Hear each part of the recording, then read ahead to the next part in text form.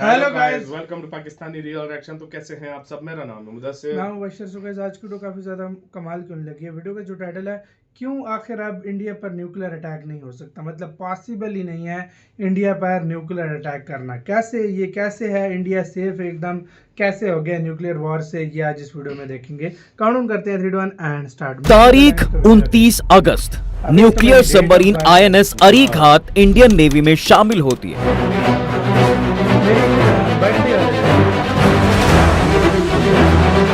जिसके बाद defence minister Rajnath Singh ने कहा कि ये देश के न्यूक्लियर ट्रायड को और मजबूत करेगी और इससे इंडिया का न्यूक्लियर डिटरेंस बढ़ेगा।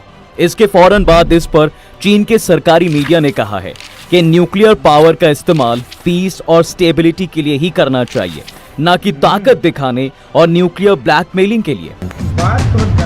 अब यहाँ से सीधे 3 सवाल आते हैं। सबसे पहला तो ये कि आखिर ये न्यूक्लियर ट्रायड क्या होता है, दूसरा ये कि ये न्यूक्लियर डिटरेंस क्या होता है, और सबसे बड़ा सवाल कि इंडिया के न्यूक्लियर ट्रायड के मजबूत होने से चाइना को भला क्यों इतनी दिक्कत हो रही है। इस वीडियो में मैं आपको इन तमाम सवालों के जवाब दूंगा। आप बस वीडियो के लास्ट तक मेरे साथ बने रहना। तो चलिए शुरू करते हैं। ये न्यूक्लियर ट्रायड नाम की बला क्या होती है? देखिए, न्यूक्लियर ट्रायड को आसान भाषा में समझें तो ये एक तरह का 3D मिलिट्री फोर्स स्ट्रक्चर है। 3D स्ट्रक्चर को एक लाइन में समझा जाए तो इसके तहत मिसाइल की 3 तरह की कैटेगरी हैं, यानी ये तिगड़ी है। इसमें न्यूक्लियर अटैक जमीन, हवा और पानी तीनों आयामों से किया जा सकता है। जब कोई देश इन तीनों तरह से किसी टारगेट पर न्यूक्लियर मिसाइल या बम लॉन्च करने के काबिल हो जाता है तो कहा जाता है कि उसका न्यूक्लियर ट्रायड पूरा हो गया है। और इंडिया एक न्यूक्लियर ट्रायड वाला देश है। माने हम जमीन, हवा और पानी से किसी भी टारगेट पर न्यूक्लियर अटैक कर सकते हैं।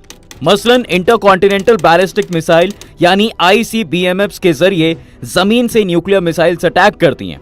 SSBNs यानी ship submersible ballistic nuclear category में न्यूक्लियर मिसाइल से लेस सबमरीन को रखा जाता है, जहां से पानी से अटैक किया जाता है। और आखिर में आते हैं स्ट्रेटेजिक बॉम्बर्स। इसमें वो स्ट्रेटेजिक एयरक्राफ्ट आते हैं जिनमें न्यूक्लियर बम और मिसाइल शूट करने की ताकत होती है।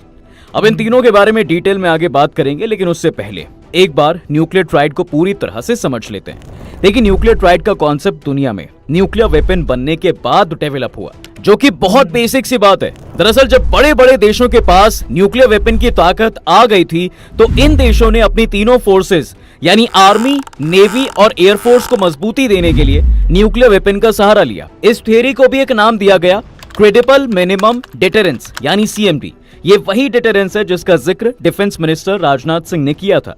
इसका मतलब होता है कि किसी भी देश को खुद की सिक्योरिटी करने के लिए कम से कम एक लिमिट तक ऐसे हथियारों की ताकत रखनी होगी। इंडिया की ये मिनिमम लिमिट साल 2018 में पूरी हुई, जिसके बाद से इंडिया अपने न्यूक्लियर ट्रायड पूरी तरह से ऑपरेशनल कर पाया। 2018 में INS अरिहंत लॉन्च करने के बाद इंडिया इस कैपेबिलिटी तक पहुंचा था। लेकिन लिमिट पूरी करना और उसे मजबूत करना दोनों अलग अलग बात होती है। और 2018 में हम न्यूक्लियर ट्रायड नेशन बन गए थे, लेकिन अभी उसे और मजबूत करने पर भी काम होना है। अब पहले इंडिया के न्यूक्लियर ट्रायड को आपको दिखाते हैं, फिर चाइना और बाकी पहलुओं पर बात करेंगे। तो बेसिकली न्यूक्लियर ट्रायड किसी भी देश की आर्मी, नेवी और एयरफोर्स की न्यूक्लियर कैपेसिटी को दिखाता है।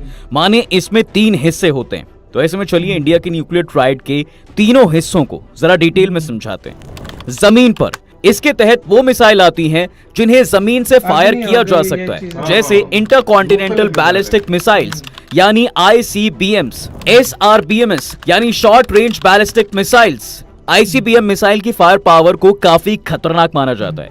ये मिनटों में ही अपने टारगेट पर अटैक कर सकती है। और इसका सबसे शानदार एग्जाम्पल है अग्नि 5 मिसाइल, जो कि 5500 किलोमीटर तक अटैक कर सकती है। इसके साथ साथ इंडिया के पास और भी ऐसी तगड़ी मिसाइलें हैं, जैसे पृथ्वी, आकाश और त्रिशूल। नाव पानी, इस कैटेगरी में SSBNs आते हैं, माने ship submersible ballistic nuclear submarine.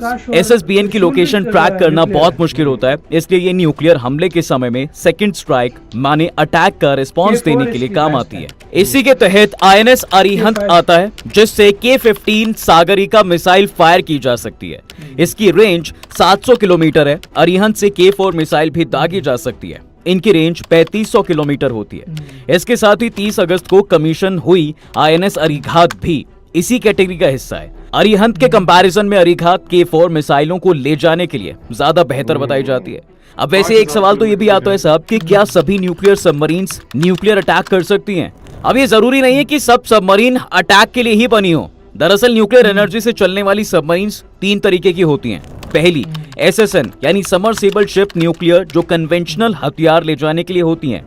दूसरी SSGN यानी सबमर्सिबल शिप गाइडेड न्यूक्लियर, ये गाइडेड मिसाइल लॉन्च करने के लिए होती है। ऐसी मिसाइल्स उस टारगेट को भी अटैक कर सकती हैं जो लगातार अपनी जगह बदल रहा हो। नंबर 3 SSBN यानी सबमर्सिबल शिप बैलिस्टिक न्यूक्लियर, ये लंबी दूरी की बैलिस्टिक मिसाइल्स अटैक के लिए होती हैं। बैलिस्टिक मिसाइल्स न्यूक्लियर वाली भी हो सकती हैं और नहीं भी। इन तीनों तरीकों की सबमरीन में न्यूक्लियर रिएक्टर लगा होता है, जिससे बनने वाली एनर्जी का इस्तेमाल सबमरीन को चलाने के लिए होता है। हालांकि न्यूक्लियर अटैक सिर्फ SSBN सबमरीन ही कर सकती है। अरिहंत और अरिघात दोनों ही SSBN क्लास की सबमरीन है। आसमान, अब इसमें वो एयरक्राफ्ट शामिल हैं साहब जिनसे न्यूक्लियर बम गिराए जा सकते हैं। इन्हें बॉम्बर एयरक्राफ्ट भी कहा जाता है, मसलन Sukhoi Su-30 MKI, Mirage 2000H, SEPECAT, Jaguar और राफेल। न्यूक्लियर ट्राइड एक्टिव कौन करता है, किसके पास होती है इसे एक्टिव करने की पावर? न्यूक्लियर ट्राइड के बारे में इतनी सब जानकारी तो समझ ली, लेकिन किसी भी देश के लिए न्यूक्लियर ट्राइड को एक्टिव करना इतना आसान नहीं है। इंडिया में भी ये इतना आसान नहीं है। इंडिया में न्यूक्लियर ट्राइड को न्यूक्लियर कमांड अथॉरिटी यानी NCA के तहत आने वाली स्ट्रेटेजिक फोर्सेस कमांड कंट्रोल करती हैं। अब ये NCA क्या है? न्यूक्लियर कमांड अथॉरिटी की स्थापना साल 2003 में की गई थी। ये देश के न्यूक्लियर हथियारों के मैनेजमेंट के लिए जिम्मेदार है। NCA के तहत 2 तरह की काउंसिल होती हैं, पॉलिटिकल और एग्जीक्यूटिव। पॉलिटिकल काउंसिल के चेयरमैन प्रधानमंत्री खुद होते हैं और ये काउंसिल ही न्यूक्लियर हथियार के इस्तेमाल पर फैसला ले सकती है। वहीं एग्जीक्यूटिव काउंसिल के चेयरमैन नेशनल सिक्योरिटी एडवाइजर होते हैं। ये न्यूक्लियर कमांड अथॉरिटी के लिए इनपुट देती है और फिर पॉलिटिकल काउंसिल के ऑर्डर्स को एग्जीक्यूट करती है। INS अरिघात से इंडिया का न्यूक्लियर ट्रायड कितना मजबूत हुआ है? देखिए, इंडिया में न्यूक्लियर सबमरीन बनाने का प्रोजेक्ट 3 दशक से भी पहले शुरू किया गया था। इसमें रूस की प्राइवेट कंपनियों के अलावा इंडिया के defence research and development organisation यानी DRDO ने काम किया है। 2009 में INS अरिहंत को लॉन्च किया गया और 2016 तक इसे ट्रायल के बाद पूरी तरह ऑपरेशंस के लिए तैयार मानते हुए इंडिया इसे नेवी को सौंप देता है। 2018 में अरिहंत ने पहला डिटेरेंस पेट्रोल किया, यानी ऐसी गश्त जिस दौरान ये न्यूक्लियर हमले को अंजाम दे सकती थी। इसके बाद 2022 में डिफेंस मिनिस्ट्री ने बताया कि अरिहंत से SLBM यानी सबमरीन से लॉन्च की जाने वाली बैलिस्टिक मिसाइल दागी गई। डिफेंस मिनिस्ट्री ने इसे हाई एक्यूरेसी पर लॉन्च बताया था। 2024 में INS अरिघात के सेना में शामिल होने से इंडिया की समुद्र से न्यूक्लियर अटैक करने की ताकत और ज्यादा बढ़ गई है। 6000 टन वजनी INS अरिघात इंडिया की दूसरी न्यूक्लियर सबमरीन है। साथ ही INS अरिहंत से भी ज्यादा ताकतवर है। अरिघात से ज्यादा रेंज यानी करीब 3500 किलोमीटर वाली बैलिस्टिक मिसाइल भी लॉन्च की जा सकती है। ये बैलिस्टिक मिसाइल न्यूक्लियर अटैक वाली भी होती है। डिफेंस मिनिस्ट्री के मुताबिक अरिहंत के कंपैरिजन में अरिघात टेक्निकली काफी बेहतर है। इसके डिजाइन, टेक्नोलॉजी, इसके डेवलपमेंट में लगी रिसर्च, स्पेशल डिवाइस का इस्तेमाल इसे अरिहंत से बेहतर बनाता है। अरिहंत के मुकाबले इसमें 60% तक सिस्टम और डिवाइस भी इंडियन हैं, जिन्हें इंडिया के साइंटिस्ट ने तैयार किया है। सब कुछ जरूरी सिस्टम पूरी तरह स्वदेशी हैं, इसलिए इंडिया के विदेशों पर डिपेंडेंसी भी काफी कम हो गई है। वहीं INS अरिहंत की डिजाइनिंग में रूस की मदद ली गई थी। इसके डिजाइन रूस की अकुला 1 सबमरीन पर बेस्ड है। हालांकि इसे Indian navy, Bhabha atomic research centre यानी BARC और defence research and development organisation यानी DRDO ने मिलकर बनाया। साथ ही टाटा पावर और लार्सन एंड टुब्रो कंपनियों ने भी इसमें सपोर्ट किया है। अब मेरे मन में एक सवाल ये भी आ रहा है कि यार इंडिया के अलावा कौन कौन से देश के पास न्यूक्लियर ट्राइड है? तो दोस्तों, इंडिया के अलावा अमेरिका, रूस, चीन और पाकिस्तान के पास भी न्यूक्लियर ट्राइड की पावर है। इसके अलावा इजराइल के पास भी न्यूक्लियर ट्राइड होने की बात कही जाती है, लेकिन इसका ना कोई सबूत है और ना ही इजराइल इस बात को मानता है। फ्रांस के पास भी पहले न्यूक्लियर ट्राइड की पावर थी, लेकिन जब से फ्रांस ने ग्राउंड से लॉन्च करने वाली मिसाइलों को त्यागा है, वो इस कैटेगरी से बाहर हो गया है। अब सवाल आता है कि ट्राइड होने का फायदा क्या है? आखिर हमें ट्राइड ये क्यों चाहिए? लेकिन न्यूक्लियर ट्राइड की पावर देशों को कई लेवल पर कई लेकिन तरह हमारे की पास मजबूती न्यूक्लियर देती है, सबमरीन जिसमें तो नहीं सबसे है। जरूरी है लेकिन बैलेंस ऑफ हाँ, पावर। दूसरी से हो जाएगा। इंडिया अपने बॉर्डर्स चाइना और पाकिस्तान के साथ लाजमी शेयर न्यूक्लियर करता होना नहीं है। है, अब इन आप दोनों ही इसमें- देशों के साथ हमारे रिश्ते कैसे हैं, ये शायद मुझे आपको बताने की जरूरत तो है नहीं। इस एक तरीके से आप ये समझ सकते हैं कि दोनों ही देश अगर कभी हम पर अटैक करते हैं तो हमें हमेशा तैयार रहना ही होता है।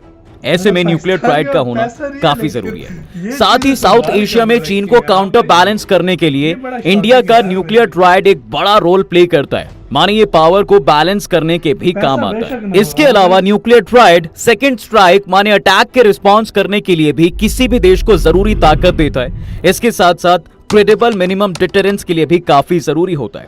अब ये सवाल आता है कि क्या सच में इंडिया के पास न्यूक्लियर ट्राइड होने से अब भी देश इंडिया पर न्यूक्लियर हमला नहीं करेगा? अब इसका जवाब थोड़ा डिप्लोमेटिक है। दरअसल न्यूक्लियर वॉर के मामले में इंडिया की नीति पहले हमला नहीं करने की है। हाँ। इसे no first use No policy first कहा use, जाता है। इंडिया का कहना है कि वो अपने न्यूक्लियर वेपन का इस्तेमाल सिर्फ और सिर्फ चाइना का भी रेजिस्टेंस यही है मेरे और ख्याल जवाबी कार्रवाई के लिए ही करेगा। के उलट पाकिस्तान की पॉलिसी ऐसी नहीं है।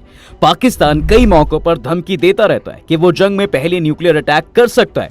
अब सवाल उठता है साहब कि अगर पाकिस्तान ने पहले इंडिया के न्यूक्लियर ठिकानों पर अटैक किया तो क्या हम जवाब देने की हालत में रहेंगे या नहीं? देखिए, कोई भी देश जब दूसरे देश पर न्यूक्लियर अटैक करेगा तो उसके निशाने पर सबसे पहले दूसरे देश के न्यूक्लियर हथियार होंगे। मान लीजिए इंडिया पर कोई देश न्यूक्लियर अटैक करके इंडिया के अलग अलग शहरों में तैनात न्यूक्लियर हथियारों को खत्म भी करते तो भी वो इंडिया का न्यूक्लियर डिटरेंस पूरी तरह खत्म नहीं कर सकता है, क्योंकि इंडिया के पास ट्राइड है। यानी हमारे पास जमीन, हवा के अलावा सीक्रेट जगहों पर घूमती न्यूक्लियर सबमरीन तक मौजूद हैं। दोनों सबमरीन 83 मेगावाट वाले लाइट वाटर न्यूक्लियर रिएक्टर पर चलती हैं। इन न्यूक्लियर रिएक्टर में पानी को ही कूलेंट और न्यूट्रॉन मॉडरेटर की तरह इस्तेमाल करके बिजली बनाई जाती है। अब आईएनएस अरिहंत और आईएनएस अरिखात नॉर्मल डीजल से चलने वाली सबमरीन के मुकाबले में कई महीनों तक पानी के अंदर रह सकती हैं। इन्हें बाकी सबमरीन्स की तरह ईंधन भरवाने के लिए पानी के बाहर आने की जरूरत नहीं है। महीनों के सफर के दौरान ये सबमरीन रडार से भी बचकर रह सकती हैं। मतलब ये कहां छुपी हुई हैं, ये पता नहीं लगाया जा सकता। ऐसे में अगर इंडिया जमीन और हवा से न्यूक्लियर अटैक कर पाने की हालत में ना भी हो तो भी वो हमला करने वाले देश पर इन सबमरीन से न्यूक्लियर अटैक कर सकता है। इंडिया पर न्यूक्लियर हमले की सोचने वाले देश के लिए यही डर काफी है साहब। इसे ही न्यूक्लियर डिटरेंस कहा जाता है। और इसी डर के चलते चीनी मीडिया ये कह रही है कि परमाणु हथियारों का इस्तेमाल न्यूक्लियर ब्लैकमेलिंग के लिए नहीं होना चाहिए। खैर, चाइना कुछ भी गए पर इंडिया अरिहंत और अरिघात से भी बड़े 2 न्यूक्लियर बैलिस्टिक सबमरीन बना रहा है। इनका वजन 7000 टन है। इनमें से एक को साल 2021 में लॉन्च किया जा चुका है, यानी समुद्र में उतारा जा चुका है। अब इसके समुद्री ट्रायल होने बाकी हैं फिलहाल। इसके बाद इसे भी नेवी को सौंप दिया जाएगा और फिर दुनिया में अपना रौब जमाने वाले देश कुछ ना कुछ तो बोलेंगे ही। पर वो कहते हैं ना, कुछ तो लोग कहेंगे ना, सुना कीजिए। वैसे रौब दिखाने वाले देश से याद आया कि अमेरिका और चीन के मुकाबले इंडिया कहां है। देखिए, अभी अमेरिका के पास 14 SSBN क्लास की सबमरीन्स हैं। इसके अलावा तेजी से हमला करने वाली 53 सबमरीन्स हैं। चीन के पास 12 न्यूक्लियर सबमरीन है। इनमें से 6 अटैक सबमरीन हैं जो न्यूक्लियर अटैक कर सकती हैं। वहीं इंडिया के पास 16 कन्वेंशनल सबमरीन्स हैं।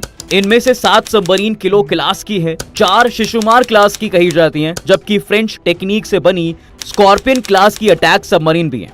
चलो इनके बारे में थोड़ा डिटेल में बता देता हूं। किलो क्लास सबमरीन डीजल से चलने वाली ये सबमरीन इंडिया ने रशिया से खरीदी थी। 80 के दशक से इनकी खरीद शुरू हुई। ये करीब 30 साल तक चलती है। कुछ नए डिवाइस लगाकर इन्हें कुछ साल और चलाया जा सकता है। शिशुमार क्लास सबमरीन, इन्हें जर्मन कंपनी HDW ने डेवलप किया है। इन्हें भी 80 के दशक से इंडियन नेवी में शामिल करना शुरू हुआ था। स्कॉर्पियन क्लास सबमरीन, ये फ्रांस की मदद से इंडिया में ही बनाई जा रही हैं। इनमें से पहली सबमरीन INS कलवरी को 2017 में नेवी में शामिल किया गया था। उसके बाद से अब तक 4 और ऐसी सबमरीन नेवी में शामिल की जा चुकी है। तो ये थी यार सारी वीडियो। यार मैं कहता हूँ मजा आ गया। मतलब भारत के पास ऐसी जब है तो कोई पागल ही होगा भारत पे हमला करने का। सही बात है। जिस तरह चाइना के पास है, अमेरिका के पास है, यार इंडिया के पास, पाकिस्तान का जो मुझे भी नहीं वॉर लगता। है यार, वो जी ये शक है इस पे नहीं, हमने कभी सुना नहीं है। हमने खुद न्यूक्लियर नहीं सुना। ट्राइड, हाँ नहीं शायद है। गलती से भाई ने ऐड कर दिया या नहीं शायद है। क्या बताओ शायद गाइस, हो भी। कंफर्म करो यार कमेंट में। बड़ा मैं शॉक्ड हुआ एकदम। नहीं है। वीडियो में मुझे हंसी आई है कि भाई नहीं खाने है, नहीं है, मतलब नहीं पैसा है। हमारा मुझे है नहीं नहीं है। लगता यार हमारा nuclear। हाँ सबमरीन, क्योंकि न्यूक्लियर सबमरीन से ही कैपेबल होती है। न्यूक्लियर जो सबमरीन होती है ना, वही न्यूक्लियर हमला कर सकती है।